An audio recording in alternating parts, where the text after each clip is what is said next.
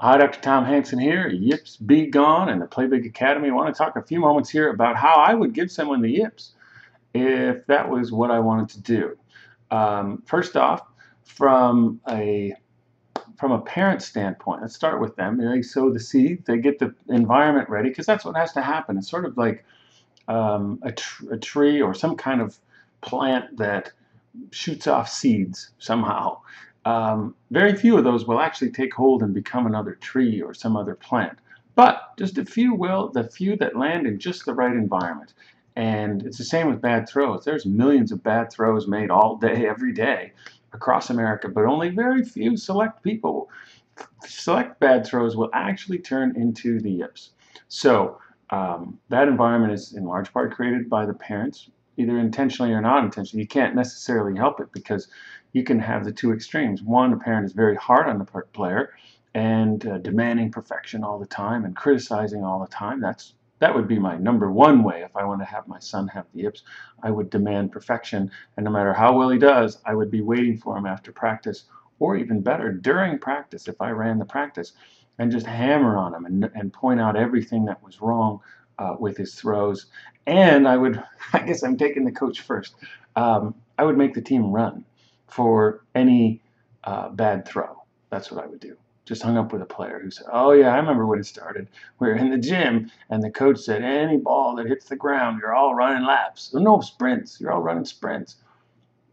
Well, I can't say don't do that. I'm just saying that that's one of the things that really gets the people that are going to get the yips. That's one of the ways to do it. Back on the parents, it's like you can be a hard-driving parent, demanding perfection and very critical all the time, making the player feel very insecure. Or you could be great. You could be fantastic, totally understanding, totally, oh yeah, whatever you want, son, and hey, and I'll go to the wall for you, son, just great. So much so, like it can be so great that the kid gets the yips because he doesn't want to let you down.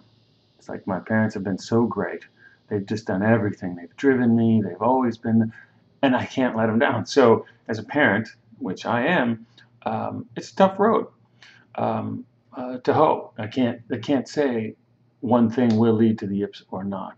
But what I would say is that you want to have a connection, a good emotional connection where you're talking with them and they can share stuff with you. They can share their feelings. They're much less likely to have this kind of logjam that comes from um, an emotional constipation, we'll call it, that might cause the yips. So um, mom could really play, if I were mom, I would play a guilt card and make the player feel guilty for all that you've sacrificed and done.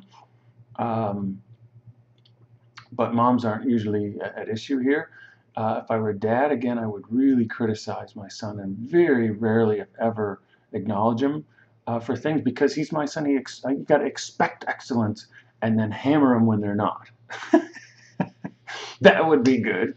Hammer them when they're not perfect, and just nod your chin like that when they are perfect. That's a good way to give them, help contribute to the yips. You still might not get them, probably won't, but that's how you can do it. I touched on the coach, what you can do. Really point out the imperfections and put team-wide consequences on bad throws. Now you say, well, there are team-wide consequences for bad throws. I know that. I'm not saying you can't do any of these things. I'm just saying that from what I see, these are the things that contribute to it. So that's in the throwing domain, of course. In the putting, it's all the same. The parents, I would say the same. And for the player, if you want to get the yips or they're throwing or putting, I would demand perfection of myself. I would make sure that I thought a lot about the technical aspects of the sport, and I would definitely sit up late, studying how it ought to be and how I'm not that.